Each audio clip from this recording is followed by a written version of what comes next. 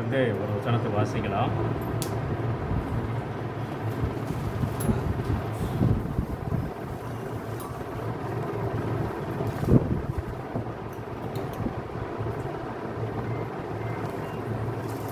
தொண்ணூற்றி 7வது சங்கீதத்தில் 6வது வசனத்தை வாசிங்க. வானங்கள் அவருடைய நீதியை வெளிப்படுத்துகிறது, எல்லா சகல ஜனங்களும் அவருடைய என்ன செய்கிறார்களாம், மகிமையை என்ன செய்வார்களாம், காண்கிறார்கள். இந்த காண்கிறார்கள் என்கிற சொல்லுகின்ற போது யார் அந்த ஜனங்கள்? யார் அது? வேதம் சொல்லுகிறது அவருடைய நீதியை அவருடைய நீதியை வெளிப்படுத்துகிறது. சகல ஜனங்களும் அவருடைய மகிமை என்ன செய்கிறார்களா, காண்கிறார்கள். அவருடைய மகிமையை காண்கிற ஜனங்கள் யாரு? யாரு? நம்ம தான் காணது. ஏனென்றால் மாம்ச பிரகாரமான இஸ்ரவேல் ஜனங்கள் வந்து மோசே மூலமாக எத்தனையோ காரியங்கள் ஆண்டவர் இந்த பூமியில் செய்தார். 20 லட்சம் ஜனங்கள் மோசே மூலமாக எகிப்திலிருந்து கானானுக்கு என்ன செய்யப்பட்டார்கள், வழி நடத்தப்பட்டார்கள். ஆனால் எல்லாரும் தேவனுடைய மகிமையை கண்டார்கள். அவர் மூலமாக கிடைக்கப்பட்ட காரியங்களை புசித்தார்கள், குடித்தார்கள், சந்தோஷமாக இருந்தார்கள். அதே நேரத்தில் மோசே தீர்க்கதரிசி விரோதமாக அவர்கள் என்ன செய்தார்கள், முறுமுறுக்கவும் செய்தார்கள். ஆனால் அதே ஜனங்களை தான் இங்கே ஆண்டவர் சொல்கிறார், அந்த ஜனங்கள் என்ன செய்கிறார்கள், மகிமை கண்டார்கள். ஆனால் இன்னைக்கு ஆவிக்குரிய இஸ்ரவேலாகிய நமக்கு ஆண்டவர் அநேக நன்மைகளை என்ன செய்து கொண்டிருக்கிறார், காண்பித்து கொண்டிருக்கிறார். நாம் கண்டு கொண்டு இருக்கிறோம், அதிலே சந்தோஷப்பட்டு கொண்டு இருக்கிறோம். வார்த்தையை வாசிக்கின்ற பொழுது அந்த வார்த்தைக்குள் என்னெல்லாம் இருக்கிறது நம்மளுடைய வாழ்க்கையிலே, அந்த காரியங்கள் என்ன செய்யணும்னா கூர்ந்து கவனிக்க வேண்டும். அப்போ அவர் ஒவ்வொரு நாளும் நீங்கள் காலையில் எழுகிறதும் யாருடைய கிருபை?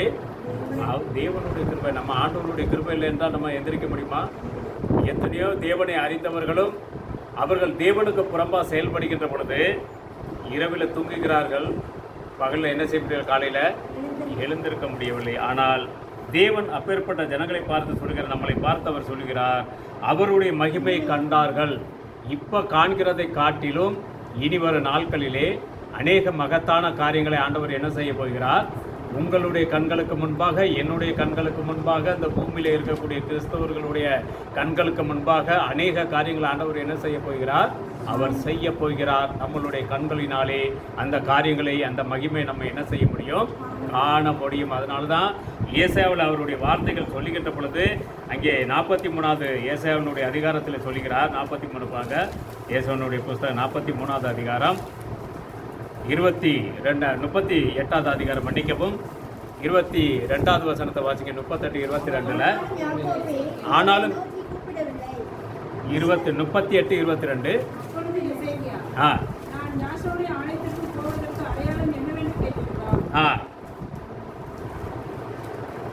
அங்கே என்ன சொல்லுகிறது, அப்பொழுது எசேக்கியா, நான் அவருடைய ஆலயத்திற்கு போவதற்கு என்ன அடையாளம்? அப்போ ஆண்டவருடைய ஆலயத்துக்கு நம்ம போகிறோம், அவருடைய மகிமையை காண்கிற ஜனங்கள் அப்படின்னு சொன்னால் ஆண்டவர்கிட்ட என்ன செய்யணும், ஒரு காரியத்தை, அடையாளத்தை என்ன செய்யணும், நீங்கள் கேட்கணும். இஸ்ரவேல் ஜனங்கள் அதை கேட்கலை. ஆனால் மோசே தீர்க்கதரிசி மூலமாக மோசே பேசிக்கொண்டே வருகின்ற பொழுது இஸ்ரவேல் ஜனங்கள் என்ன செய்தார்கள், மோசே நீ மட்டும்தான் ஆண்டவர்கிட்ட பேச முடியுமா, நாங்கள் பேச முடியாதா அப்படின்னு கேட்ட உடனே மோசே அதற்கு இடம் கொடுத்தாரா இல்லையா? கொடுத்தாரா இல்லையா? கொடுத்தார். ஆனால் இஸ்ரவேல் ஜனங்கள் என்ன செய்ய முடியல, தேவனை பார்த்து பேச முடியவில்லை. ஆனால் அவர்களுக்கு அடையாளத்தை காண்பித்தார், அநேக மகத்துவமான காரியங்களை காண்பித்தார். ஆனால் அந்த ஜனங்கள் வந்து நேரடியாக பேச தேவன் அனுமதிக்கவில்லை. சகோதரன் சொன்னது போல அநேகர் வந்து என்ன செய்வார்கள், தேவனுடைய பாதையில் நடக்கிறது மாதிரி அவர்கள் இருப்பார்கள். ஆனால் வார்த்தை அவர்கள் என்ன செய்ய மாட்டார்கள், கை கொள்ள மாட்டார். நீங்கள் வாசித்த அதே சங்கீதத்தில் அங்கே 97வது அதிகாரத்தில் அங்கே என்ன சொல்லுகிறது, அங்கே 10வது வசனம் என்ன சொல்லுகிறது, தீமை வெறுக்கணும். ஆனால் இன்னைக்கு கிறிஸ்தவ பிள்ளைகள் என்னது, தீமையில தான் முழுமையாக இருக்கிறார்கள். அப்போ தீமையும் வேணும், எனக்கு நல்லது வேணும்னா ஏதாவது கிடைக்குமா? சபிப்பதும் துதிப்பதும் ஒரே நாவிலிருந்து என்ன செய்ய முடியாது, வர முடியாது. அதே மாதிரி ஒரு ஊற்றிலிருந்து கசப்பு தண்ணியும் நல்ல தித்திப்பு தண்ணி என்ன செய்ய முடியாது, வர முடியாது. ஒன்று கசப்பாக இருக்கணும், இல்லாட்டி என்ன செய்யணும், இனிப்பாக இருக்கணும். ரெண்டுமே ஒரு இதில் என்ன செய்ய முடியாது, அது வர முடியாது. ஆனால் ஆண்டவருடைய பிள்ளைகளுக்கு அவர் சொல்லுகிறார், நான் ஆலயத்திற்கு போவதற்கு நீர் என்ன செய்ய வேண்டும், எனக்கு ஒரு அடையாளத்தை நீர் காண்பிக்க வேண்டும் அப்படிங்கிறார். அப்போ அவருடைய மகிமை காண்கிற ஜனங்களுக்கு, அவருடைய மகத்தான செய்கைகளை காண்கிற ஜனங்களுக்கு ஆண்டவர் ஒரு அடையாளத்தையும் கொடுக்கிறார். அந்த அடையாளம் எப்படிப்பட்டதாக இருக்கணும் என்று வேதம் சொல்கிறது, அது ஆழத்தில் இருந்தாது உன்னதத்தில் இருந்தாது இருக்க வேண்டும் என்று நீ என்ன செய்ய வேண்டும், அதை வேண்டிக் கொள்ள வேண்டும். கிறிஸ்துவ ஜனங்கள் ஆலயத்துக்கு போவது லேசான காரியம் கிடையாது. நீங்கள் ஆலயத்துக்கு போகின்ற பொழுது அது ஆழத்தில் இருந்தாது உன்னதத்தில் இருந்தாது உங்கள் ஆண்டவர்கிட்ட நீங்கள் கேட்டுக்கொள்ளணும், ஆண்டவரே நான் போவது நிச்சயமானால் அந்த காரியம் என்னுடைய வாழ்க்கையில் என்ன செய்ய வேண்டும், நடக்கணும் ஆண்டவரே அப்படின்னு. அப்போ நீங்கள் கேட்டால் ஆண்டவர் கொடுப்பாரா இல்லையா? அவருடைய பிள்ளைகளுக்காக தான் ஆண்டவர் இந்த பூமியில் தன் ஜீவனை இழந்தார். அவர் நமக்காக, உங்களுக்காண்டி, எனக்காண்டி அவருடைய ஜீவன் அவர் என்ன செய்தார், இழந்தார். ஏன்? அவருடைய மகிமை காண்கிற ஜனங்கள் நாம் இருக்கிறபடியினாலே. நாம் அவருடைய ஆலயத்திற்கு போவோமானால் எப்படி எசேக்கியா ராஜா கேட்டாரோ, கர்த்தருடைய ஆலயத்துக்கு போவதற்கு எனக்கு நீர் என்ன செய்ய வேண்டும், ஒரு அடையாளத்தை கொடுக்க வேண்டாம் ஆண்டவர். அப்போ அந்த அடையாளம் ஆண்டவர் இன்னைக்கு நமக்கும் உண்டு. நாம் அதை எப்படி கேட்க வேண்டும், உறுதியாக விசுவாசத்தோடு கேட்க வேண்டும். எப்படி? தீர்க்கதரிசி வில்லியம் மரியன் பிரணாம் ஒரு இடத்துல நிற்கின்ற பொழுது அவர் சொல்லுகிறார், ஆண்டவர் அவரோடு சொல்லுகிறார், அந்த இடத்துல என்னது, ஒரு பாறையான இடத்திலே எந்த ஒரு ஜீவனுமே இருக்க முடியாது. ஆனால் பாருங்க, ஒரு தீர்க்கதரிசி அப்படின்னு சொன்னால் ஒரு மகிமையை காணும்படியாக அவர் ஆண்டவர் என்ன சொல்கிறார், நீ அந்த பாறையில் ஒரு அணில் கர்த்தராகிய யாசோமேசனுடைய நாமத்தினாலே உண்டாவதாக என்று நீ கூறு என்று சொன்ன உடனே அந்த இடத்துல என்னது வருதான், அணில் உண்டாகுது. அப்பேற்பட்ட ஆண்டவரை ஆராதிக்கிற ஜனங்கள் நாம். நீங்கள் ஆண்டவரை ஆராதிப்பதற்காக நீங்கள் இந்த இடத்திலே வருகிறீர்கள் என்று சொன்னால் ஏதாவது ஒரு நோக்கத்தோடு வர வேண்டும், ஏதாவது ஒரு அடையாளத்தோடு வர வேண்டும், ஏதாவது ஒரு மகிமை காணும்படியாக வர வேண்டும். எதுவுமே இல்லாமல் ஞாயிற்றுக்கிழமை ஆனது நான் பைபிளை எடுத்து நான் என்ன செய்கிறேன், ஆலயத்துக்கு போகிற அப்படி இருக்கக்கூடாது. நமக்கு ஒரு நோக்கம் உண்டு, நமக்கு ஒரு அது என்ன சொல்லுகிற ஒரு குறிக்கோள் உண்டு. அந்த குறிக்கோளோடு நாம் போவோமானால் நிச்சயமாக நம்மளுடைய காரியங்களை ஆண்டவர் என்ன செய்கிறாரா, அதை நிறைவேற்றுகிறவராக இருக்கிறார். அதனால் ஆண்டவர்கிட்ட ஒரு அடையாளத்தை கேட்கின்ற பொழுது அது எப்பேற்பட்ட ஆழத்தில் இருந்தாலும் சரிதான், அது எப்பேற்பட்ட உன்னதத்தில் இருந்தாலும் சரிதான், நம்மளுடைய ஆண்டவர் கேட்கின்ற பொழுது நமக்கு என்ன செய்வார், அவர் கொடுக்க வல்லவராக இருக்கிறார். அதற்கு நீங்கள் பெறுவதற்கு எப்படியாக இருக்க வேண்டும், நீங்கள் ஒரு பரிசுத்தம் உள்ளவர்களாக முதலாவது இருக்க வேண்டும். பரிசுத்தம் இல்லாமல் ஆண்டவரிடத்தில் என்ன செய்ய முடியாது, எந்த ஒரு காரியத்தையுமே நம்ம பெற்றுக்கொள்ளவே முடியாது அந்த பூமியில். அதனால தான் இங்கே சொல்லுகின்ற பொழுது வார்த்தையிலே ஆழத்தில் இருந்தாது உன்னதத்தில் இருந்தாது அந்த அடையாளத்தை நாம் என்ன செய்ய வேண்டும், அவரிடத்தில் கேட்டு அந்த காரியத்தை பெற்றுக்கொள்ள வேண்டும். எசாயாவினுடைய புஸ்தகத்தில் 7வது அதிகாரம் 11வது வசனம் என்ன சொல்லுகிறது படிங்க. 7:11 எசாயாவினுடைய புஸ்தகம்.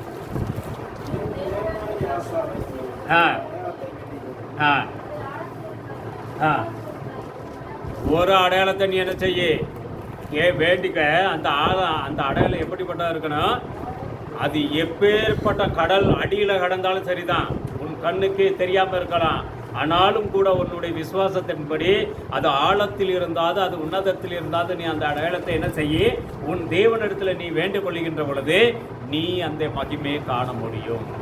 நம்ம ஆண்டவர் எப்படி தெரியுங்களா, சிறியவனை குழியிருந்தும் எளியவனை என்ன செய்ய முடியும், குப்பையிலிருந்து தூக்கி விடுகிற ஆண்டவர். அப்போ உங்களுடைய விசுவாசம் எப்படிப்பட்டதாக இருக்க வேண்டும், அது பரலோகத்தில் இருந்தாலும் சரிதான்.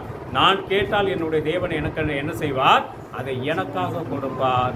அதே நேரத்தில் சமுத்திரத்தினுடைய ஆழத்தில் எப்பேற்பட்ட ஆழத்தில் இருந்தாலும் சரிதான், அந்த காரியத்தை நான் கேட்டால் கர்த்தராகிய யாசோமேசனுடைய நாமத்தினால நான் கேட்கின்ற பொழுது அதை என்ன செய்வார் ஆண்டவர், அவர் கொடுப்பார். மோசே கூட 20 லட்சம் ஜனங்கள் போனார்கள் பிரயாணத்திலே.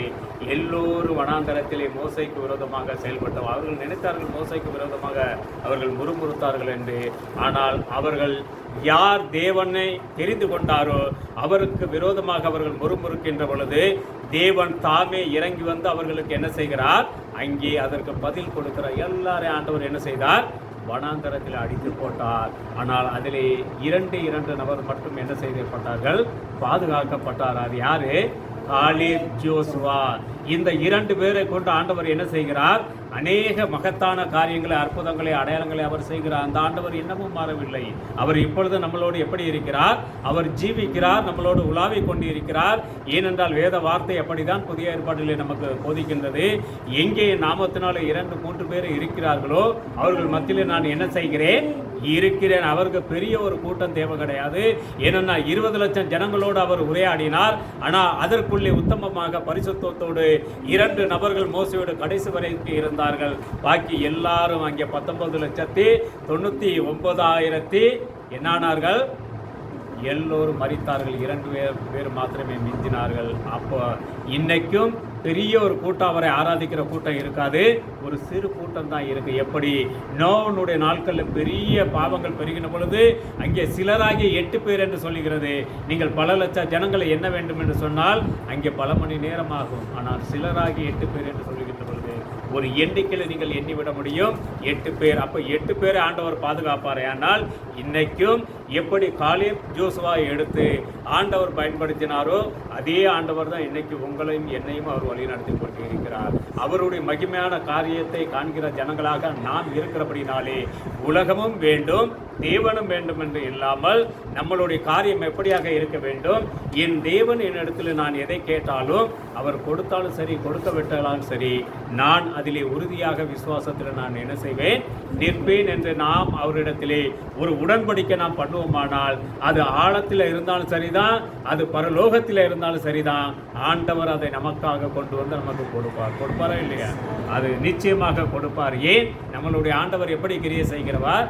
நீங்கள் எப்படி அவரை விசுவாசிக்கிறீர்களோ அப்படியே உங்களுக்கு கிரியை செய்வார்.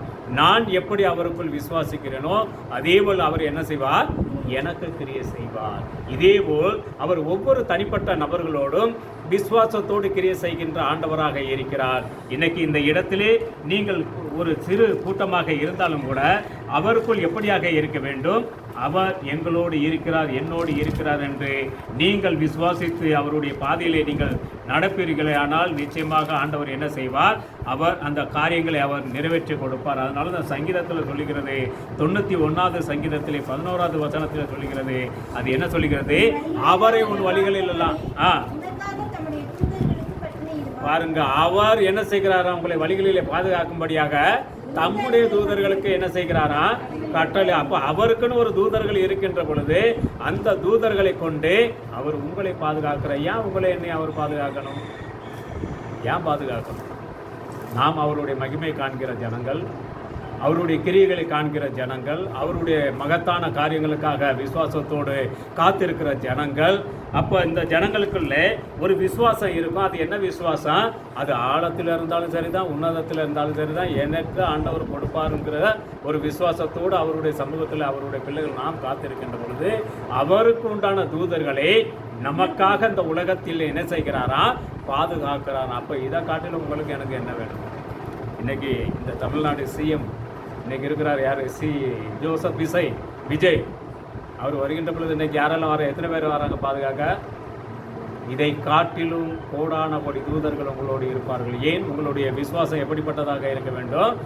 ஆழத்தில் இருந்தாது, உன்னதத்தில் இருந்தாது, நீங்கள் எப்பொழுது அவருடைய சமூகத்திலே வந்து நீங்கள் ஒரு நபர் கூட அந்த இடத்துல வந்து முழங்கால் படியிட்டு நீங்கள் வேண்டினாலும் சரி, ஆண்டவர் என்ன செய்வார்? உங்களை பாதுகாப்பதற்காக அவருடைய தூதர்களை கொண்டு உங்களை பாதுகாக்க அவர் வல்லவராக இருக்கிறார். அப்போ அப்பேற்பட்ட தேவனை ஆராதிக்கிற ஜனங்கள் நமக்குள் எப்பொழுது என்ன செய்ய வேண்டாம்? எந்த ஒரு சோர்வுமே இருக்க வேண்டாம். சாதாரணமாக உங்களுக்கு ஒரு காரியத்தை,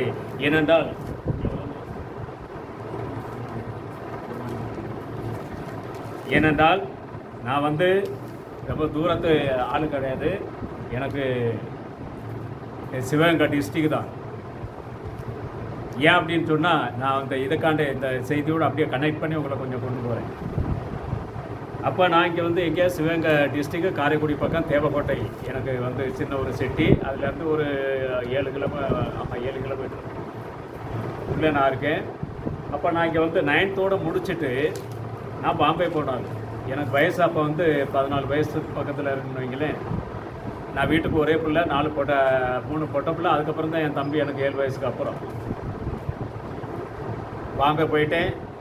என்னை கூட்டிகிட்டு போனவங்க இதே புதுக்கோட்டை டிஸ்ட்ரிக்டில் உள்ள நபர்கள் தான். என்னை எங்கள் அக்காவுக்கு நாங்கள் சம்மந்தம் பண்ணி இது பண்ணும்போது நிச்சயார்த்தம்லாம் ஒன்றும் நடக்கலை. அப்போ ஒரே பையன் நல்லா படிப்பான். திடீர்னு ரஜினிகாந்த் படத்தை பார்த்து இவனு என்ன ஆகிட்டான், பைத்தியமாகிட்டான். அதனால எங்கேயோ ஓடிடக்கூட அவனை என்ன செய்யுங்க, நீங்கள் உங்கள் ஊர் பாம்பே சைடு கொண்டு போங்க அப்படின்னு. எனக்கு என்ன தெரியும் பாம்பே அப்படின்னா. கொண்டு போனானுங்க. நான் இங்கேருந்து போகும்போது அறந்தா இங்கே பக்கத்தில் புதுவாக்கோட்டை அப்படிங்கிற ஒரு ஊருன்னு நினைக்கிறேன். அந்த ஊர்லேருந்து என்னை கொண்டு போனாங்க. ஏன் நான் அதை சொல்கிறேன் அப்படின்னா, நான் கிறிஸ்துக்குள்ளே எப்பொழுது வந்தனோ, ஆழத்தில் இருந்தாலும் சரி தான், உன்னதத்தில் இருந்தாலும் சரி தான், அந்த காரியத்தை நம்ம ஆண்டவர் கொடுக்கக்கூடிய வல்லவர். அதற்காண்டி உங்களுக்கு சின்ன ஒரு காரியத்துக்கு போகிறோம். அப்போ என்னை கொண்டு போனாங்க ட்ரெயினில். இதே புதுக்கோட்டையில் வந்து தான் நான் பஸ் ஏறி என்னை நைட்டில் கூட்டி போனாங்க. 91 1991. அப்போ போன பிறகு என் கூட வந்தவங்க எத்தனை பேர் தெரியுமில்ல, 7 பேர் கூட நான் ஒரு ஆள். அப்போ ட்ரெயினில் போனோன்னே, ஜென்ரலேருந்து போனோடனே அங்கே ஒரு நாள் மழை. அந்த நேரத்தில் நல்ல மழை. மழையில் ட்ரெயினே போகல 2 நாள். ட்ரெயின்னா என்னென்னு தெரியாது. அங்கே போய் இறங்கின உடனே இந்த கிறுக்கு கோயிலை கொண்டு போய் எங்கேயும் சேர்த்து விட்டானுங்க என்னைய. இந்த ரோட்டில் தோசை போடுவாங்கல்ல, அங்கே கொண்டு என்னை சேர்த்து விட்டாங்க. எங்கள் அம்மா என்ன சொன்னாங்க, நல்லா படிக்கிற பையன், அவனை எங்கேயாவது ஆஃபீஸில் பியூன் வேலை இருக்குல்ல, சேர்த்து விடுங்க, ஹோட்டலில் பிளேட்டு கழுவ போடுறேன். ஆனால் சொன்ன வார்த்தைக்கு மாறாக என்ன செஞ்சாங்க, அங்கே வராதனால என்னோட அதிர்ஷ்டம் வேலையும் கிடச்சிக்கிட்டு பாம்பேக்கில். பாசையும் தெரியாது, ஒன்றும் தெரியாது. கொண்ட இந்த 7 பேரும் என்னை சேர்த்து விட்டுட்டு, இங்கிட்டு போகும்போது தம்பிம்பாங்க, அங்கிட்டு வரும்போது தம்பிம்பாங்க. இப்படி 7 தரமோ 8 தரமோ என்னை பார்த்தானுங்க அந்த சின்ன ஒரு ஹோட்டலில். அதுக்கப்புறம் இந்நாள் வரைக்கும் என் கண்ணில் அவங்க காணவே இல்லை. அப்போ எனக்கு சொந்தக்காரங்கள்லாம் இருந்தாங்க இங்கே பெரிய பெரிய இடங்களில். இன்றைக்கி முகேஷ் அம்பானியோட பங்களா இருக்குது, அந்த வீட்டுக்கு பக்கத்தில் என்னோடய பெரியப்பா பையன் வேலை செஞ்சார். அப்போ எங்கள் அம்மா என்னை இங்கேருந்து போகும்போது யாருமே என்னை கொண்டு போகக்கூடாது நாங்கள் பாம்பேக்கு. அப்போ இந்த ஊருக்கு பையங்க என்னை கொண்டு போனாங்க அப்படின்ட்டோன்னே எங்கள் அம்மா சொன்னால், நீ எந்த சூழ்நிலையாக இருந்தாலும் சரிதான், நீ எவன்கிட்ட போய் பிச்சை எடுத்தாலும் சரி தான், நம்ம சொந்தக்காரன்ட்ட எவன்கிட்டையும் போகக்கூடாது அப்படின்னா. போயிட்டு எனக்கு தெரிஞ்சுன்னா அவனை என்ன செய்வேன்னா, விளக்க மாறாலே அடிமை அப்படின்னு. இன்றைக்கி எங்கள் அம்மா உயிரோடு இருக்காங்க. அப்போ இந்த ஒரு வார்த்தைக்காண்டி இன்றைக்கி நான் கடைப்பிடிச்சிக்கிட்டு இருக்கேன். எல்லாம் எங்களோட சொந்தங்கள்லாம் பெரிய பெரிய ஆட்கள் தான். ஆனால் அங்கே போன பிறகு பாருங்க, ஒரே நாளையில் விட்டுட்டு போயிட்டாங்க. பாசம் தெரியா, டெய்லி ஹோட்டலில் உட்காந்துக்கூடிய அழுதுக்கிருப்பேன். அழுதுட்டு ஹோட்டலில் வேலை செஞ்சாலும் அடிப்பாங்க. கடைசியில் பாருங்கள், ஒரு குறிப்பிட்ட வருடங்கள் கழித்த பிறகு என்னை அறியாமல் இன்றைக்கி நான் எந்த சபையில் போதகராக இருக்கிறேனோ, இன்றைக்கி எந்த சபை மூலமாக இன்றைக்கி உங்கள் மத்தியில் வந்து நிற்கிறேனோ, அந்த சபைக்கு போகும்போது 2000 நான் போய் என்னை அறியாமல் ஒரு நண்பன் கூட போய் நான் வாசலில் போய் நின்றுட்டேன் சர்ச்சில் கிறிஸ்மஸுக்கு. அப்போ போன உடனே இதே டேனியல் பாஸ்ட்டு இந்த போர்ச்சுகலில் இதே மாதிரி போட்டு, அப்போ ஒரு ப்ளூ டை கட்டுவார் அவர். அந்த டை போட்டு அவரோட வெள்ளை மூடி. எனக்கும் நான் போன அந்த ஏரியாவுக்கும் சம்மந்தமே கிடையாது. நான் பாம்பே மெயின் சிட்டியில் வேலை செஞ்சுக்கிறேன், சம்மந்தமே இல்லாம முழுனி ஏரியாவுக்கு போனேன். போய் சர்ச்சுக்கு போன உடனே இவர் தாராவி பிரசங்கம் பண்ணிட்டு வராரு. அப்போ நிறைய ஜனங்கள் நம்ம சபையில் பார்க்குற. நைட்டு 12:30 மணிக்கு வராரு பிரசங்கம் இடத்துல. வரும்போது பார்த்தா இவர் எங்கேயோ நம்ம பார்த்துருக்கோமே அப்படின்ட்டு. ஏன் அதை நான் சொல்கிறேன் அப்படின்னா, ஆண்டவர் உங்களுக்குன்னு ஒரு அடையாளம் கொடுத்துருப்பார். நீங்கள் அந்த அடையாளம் காண்றது நீங்கள் என்ன செய்யணும், வெயிட்டிங்கில் இருக்கணும். உங்களுக்கு இன்றைக்கி ரிசர்வேஷன் புக்கிங் பண்ணிடணும். வைங்க, கடைகள் சீசனில் உங்களுக்கு என்ன கொடுப்பாங்க, ஆர்ஏசி இல்லாட்டி வெயிட்டிங் லிஸ்ட்டு கொடுப்பாங்க. அப்போ வெயிட்டிங் லிஸ்ட்னால் என்னது, கன்ஃபார்மாக எப்படியாவது டிக்கெட்டு கிடைக்கும். இதே மாதிரி எனக்கு வந்து கிட்டத்தட்ட நான் சிறு வயதாக இருக்கும்போது என்னுடைய ஊரில் பாஸ்டர் டேனியலை குறித்து எனக்கு ஆண்டவருக்கு ஒரு சில காரியங்களை காமிச்சிருக்காரு. என்னோட அந்த 2000 நான் அந்த கிறிஸ்மஸ்க்கு நான் போய் அங்கே நிற்கும்போது அதே நான் எந்த கோட்டு எந்த டையில் பாஸ்டர் நான் பார்த்தனோ அதே ட்ரெஸ்ஸில் வந்து அவர் பிரசங்க படத்தில் நிற்கிறார். நைட்டு 12:30 மேலே கிறிஸ்மஸ் ஆராதனை செய்து கொடுக்க. இவரை எங்கேயோ பார்த்துருக்கமே. அதே மாதிரி தான் பாருங்கள், எனக்கு சபைக்கு கொண்டு போன சகோதரர்கள் என்ன செஞ்சுட்டாங்க, அவங்க வாட்டுக்கு அப்போ இருந்த வாலிபர்கள், நிறைய வாலிபர்கள் முன்னோரில் 20-25 பேர் நாங்கள் குரூப். அப்போ எல்லோரும் டீ குடிக்க போயிட்டாங்க வெளியில். நான் மட்டும் மேலே உட்காந்து அங்கிட்ட இங்கிட்ட பார்த்துக்கிறேன். புல்லூர் சர்ச்சு இப்போ இருக்குது, அதே சர்ச்சு தான், மாறலை. மேலே அப்படியே உட்காந்து பார்த்துக்கிட்டே இருக்கேன். கடைசியில் அவர் செய்தி கொடுக்க ஆரம்பித்தார் பாருங்க. ஒவ்வொரு பாயிண்ட்டை நான் கிறிஸ்தவனும் கிடையாது, நான் பைபிளை பற்றி எனக்கு ஒன்றும் தெரியாது. பிரசங்கம் பண்ணும்போது என்னை அறியாமலே நான் வந்து ஆமேன் போட்டாள். இன்றைக்கி நான் சொல்கிறேன் உங்களுக்கு. ஏன் அப்படின்னு சொன்னால், நீங்கள் எந்த இடத்துல கடந்தாலும் சரிதான், உங்களை தேடி எடுத்து கொண்டு வர்றது யாருடைய வேலை, இந்த வார்த்தை, இந்த பரிசுத்த ஆவியினுடைய வேலை. நீங்கள் அவருக்காக உங்களை தேவன் முன்குறித்திருப்பாயானால் நிச்சயமாக உங்களை அந்த வெளிச்சத்தில், அந்த விசுவாசத்தில் ஆண்டவர் கொண்டு வந்து என்ன செய்வார், அவர் நிப்பாட்டுவார். எப்பொழுது நீங்கள் அந்த வார்த்தை நீங்கள் கண்டுகொண்டீங்களோ அந்த வார்த்தை நீங்கள் விட்டு என்ன செய்யக்கூடாது, இடதுபுறமோ வலதுபுறமோ ஒருபோதும் சாயக்கூடாது. நான் உலகத்திலையும் இருப்பேன், நான் வார்த்தையிலே இருப்பேன் அப்படிங்கிற அந்த காரியமே இருக்கக்கூடாது பாருங்கள். அப்பொழுது அந்த காரியம் நிறைவேறின பிறகு இன்னும் நிறைய பாயிண்ட்ஸுகள் இருக்குது எனக்கு அந்த சிறு வயது காரியங்கள். அப்போ நான் ஒன்றே பார்த்தேன் இதெல்லாம் எப்படி நடக்கும். அப்போ பாஸ்டர் கூட இருந்தவங்க பெரிய பெரிய ஊழியக்காரங்க. இப்போ எல்லோரும் தனித்தனி சபை வச்சுருக்காங்க. அனிமா சகோதரனுக்கு தெரியுமா என்னன்னு தெரியல, தாரவிகளில் நிறைய பேர் இருக்காங்க பார்க்கல. அப்போ இதெல்லாம் எப்படி நடக்கும் அப்படின்ட்டு எனக்குள்ளேயே ஒரு கேள்வி இருக்கும். கொஸ்டின் மார்க்கோடு தான் போவேன். நான் படித்தது 9th தான். ஆனால் எனக்குள்ளே எப்போதுமே ஒரு கொஸ்டின் மார்க் இருக்கும். நான் ஒவ்வொரு வாரமும் 3 நாள் உபவாசம் போட்டு சபையில் நான் போய் உட்காந்துருவேன். ஏன்னா என் சொந்தக்காரனும் கிடையாது, எனக்கு தெரிஞ்சவங்களும் கிடையாது. நானாகவே சபைக்கு ஓடுவேன், நானாகவே செய்தியை கேட்பேன், நானாகவே ஓடி என்னச்சுப்பேன். நான் ஹோட்டல் லைன்களில் முதல்ல வேலை செஞ்சாலும். அப்போ நான் ஏன் இதை சொல்கிறேன் அப்படின்னா, நீங்கள் எந்த சூழ்நிலையில் இருந்தாலும் சரிதான், ஆண்டவருடைய வார்த்தை நீங்கள் ஏற்றுக்கொண்ட உடனே அது உங்களால் என்னால் முடியாது. அது ஆழத்தில் இருந்தாலும் சரி தான், உன்னதத்தில் இருந்தாலும் சரி தான், அதை நீங்கள் அந்த அடையாளத்தை நீங்கள் கண்டுக்கிட்டீங்கன்னா நீங்கள் இன்னார் என்பதை உங்கள் ஆண்டவர்கிட்ட நீங்கள் கேட்கும்போது அந்த ஆண்டவர் என்ன செய்வார்? நிச்சயமாக அந்த காரியத்தை செய்து கொடுப்பார். சமயம் வருகின்ற பொழுது வருடங்கள் கடந்தது, நாட்கள் கடந்து போனது. எப்படி நான் ஒரு ஊழியக்காரனாக வர முடியும் இந்த இடத்துக்கள் அப்படின்னு பார்க்கும்போது சமயம் ஆண்டவர் வெயிட் பண்ண என்னை வச்சார். கிட்டத்தட்ட ஒரு 20 வருஷத்துக்கு மேலே நான் விசுவாசியாக இருந்து, ஆனால் எனக்கு நல்லா தெரியும் நான் ஒரு ஊழியக்காரன் அப்படின்ட்டு. ஆனால் எந்த ஒரு நபர்கள்ட்ட நான் என்ன செய்கிறது கிடையாது. எனக்கு ஆண்டவர் என்ன காரியத்தை சொல்லியிருக்காரு, யார்கிட்டையும் இது வரைக்கும் நான் சொல்லலை. ஏனென்றால் இது புதுக்கோட்டை டிஸ்ட்ரிக்ட்ங்கிறதுனால உங்களுக்கு முதல்ல நான் சொல்கிறேன். நீங்கள் பாஸ்டர்கிட்ட ஃபேமிலியில் நீங்கள் போய் கேட்டு பார்த்தாலும் பாஸ்டர் சொல்லுவாங்க மதுரைக்காரன் அவன் அப்படி. நான் மதுரை கிடையாது, எனக்கு சிவகங்கை டிஸ்ட்ரிக்ட். ஏன் நான் இதை சொல்கிறேன் அப்படின்னா, நம்மளுடைய ஆண்டவர் நீங்கள் அந்த அடையாளத்தை ஆழத்தில் இருந்தாத உன்னதத்தில் இருந்தாத வேண்டிக் கொள்ளுகின்ற பொழுது உங்களை பாதுகாக்கும்படியாக அவர் உங்களை என்ன செய்கிறாராம்? அவருடைய தூதர்களாக இருக்கக்கூடியவர்களை நமக்கு அவர் பாதுகாக்க கொடுக்குறார். அப்போ இதை விட பாக்கியமான காரியம் என்ன வேணும்? நமக்கு பயம் வேணுமா? ஒரு பயமும் இருக்க வேண்டாம். ஏன்? உங்களை பாதுகாக்கிற அந்த ஆண்டவர் வழிகளிலெல்லாம் அவர் என்ன செய்கிறாரா? உங்களை பாதுகாத்து அவர் உங்களை வழி நடத்துகிறார். அப்போ அந்த மாம்சமான அங்கே என்ன செய்தார்கள்? அந்த ஆதியாமத்தில் 6வது அதிகாரத்தில் 12வது வசனத்தில் இங்கே வேதம் சொல்லுகிறது, ஆதாமும் ஏவாளும் எப்பொழுது பாவத்தை செய்தார்களோ அப்பொழுது அவர்கள் தேவ சமூகத்தை விட்டு என்ன செய்கிறார்களா? பயந்து ஓடுகிறார். இங்கே வேதம் சொல்லுகிறது நமக்கு தூதர்களை கொடுத்து. படிங்க அந்த வசனத்தை, 6வது அதிகாரம் 12வது வசனம். அது சீர்கெட்டதாக இருந்தது. எல்லா மனுஷனுமே தன்னுடைய வழிகளை என்ன செய்கிறார்களா? கெடுத்து கொண்டிருக்க. இன்னைக்கும் அதே நிலைமை தான் இருக்குது. ஆனால் இதுக்கு மத்தியில் ஆண்டவர் என்ன சொல்கிறார்? வார்த்தை விசுவாசிக்கிற ஜனங்களுக்கு, அவருடைய விசுவாசத்தோடு ஆழத்திலிருந்து கேட்கிற ஜனங்களுக்கு, அடையாளத்தை பின்பற்றுகிற ஜனங்களுக்கு தூதர்களை கொடுத்து அவர் என்ன செய்கிறாராம்? பாதுகாக்கிறார். ஆனால் ஒரு கூட்ட ஜனம் இந்த பூமியில் என்ன செய்கிறது? தங்களுடைய வாழ்க்கையை, தன்னுடைய ஜீவியத்தை பாவத்தில் என்ன செய்து கொண்டு இருக்கிறது? அழித்து கொண்டு இருக்கு. ஆதாமுடைய நாட்களில் மாத்திரம் கிடையாது, இன்னமும் நடந்து கொண்டு இருக்கிறது. ஆண்டவர் வர்ற வரைக்கும் எப்படி நோவனுடைய நாட்களிலே மனிதர்கள் என்ன செய்தார்களா? புசித்தார்கள், குடித்தார்கள், பெண் கொடுத்தார்கள், எடுத்தார்கள், நட்டார்கள், கட்டினார்கள் என்று வேதம் சொல்லுங்க. இதே மாதிரி தான் இப்பொழுது நடந்து கொண்டிருக்கும். ஆனால் உங்களுக்கும் எனக்கும் ஆண்டவர் ஒரு விசேஷமான காரியத்தை வைத்திருக்கிறார். அந்த மனிதர்கள் தன்னுடைய நாட்களையும் அதனுடைய வாழ்க்கையை என்ன செய்தார்கள்? கெடுத்து கொண்டிருந்தது போல நாமும் இருக்கக்கூடாது. நமக்கு ஒரு காரியத்தை ஆண்டவர் கொடுத்திருக்கிறார். அதில் என்ன செய்ய வேண்டுமா? பின்பற்ற வேண்டும். அப்போ அதில் நீங்கள் என்ன செய்யணும் அப்படின்னா, சங்கீதத்தில் நீங்கள் பார்த்தீங்க அப்படின்னு சொன்னால் 65 அது என்ன சொல்லுகிறது? 8வது வசனத்தில் சொல்லுகிறது. சங்கீதம் 68வது அதிகாரத்திலே 65வது அதிகாரத்தில் 8வது வசனம் சொல்லுகிறது. 65:8 தானே? படிங்க அந்த வசனத்தை. அடையாந்திர இடங்களிலே குடியிருக்கிறவர்களோ உம்முடைய அடையாளங்களை நிமித்தம் பயப்படுகிறார். யாருடைய அடையாளத்தினால? ஆண்டவர் செய்கிற அற்புத அடையாளத்தின் நிமித்தமாக. அவர் இன்னைக்கு ரொம்ப வேணாம், வானத்திலிருந்து ஒரு அக்னி இறங்குதுன்னு வைங்க, மனுஷன் எல்லாம் பயந்துருவான். அதே நேரத்தில் ராக்கெட்டை இறங்குச்சுன்னா பயப்பட மாட்டான். ஏன்? இது தெரியும், அது மனிதனால் கண்டுபிடிக்கிறப்ப எங்கேயோ விட்ட ராக்கெட்டை எங்கேயோ வருதுடா, அது பாட்டுக்கு அங்கேயோ. ஆனால் அதே இடத்துல தூரத்தில் ஆண்டவருடைய கரம் இறங்கினு வைங்க, எல்லா மனுஷனும் பயப்படுவான். ஆனால் நீங்களும் நானும் அவருடைய கரம் இறக்கின்ற பொழுது நாம் சந்தோஷப்படுகிற ஜனங்களாக இருப்போம். ஏன்? அவர் பூமியை அவர் நியாயத்திற்கு அவருடைய கரத்தை இறக்குகிறார். அவரை விசுவாசிக்கிற ஜனங்களை அவர் என்ன செய்கிறாரா? அவர் ரட்சிக்கிற தேவனாக இருக்கிறார். அப்போ நமக்கு என்ன பயம் இருக்க வேணும்?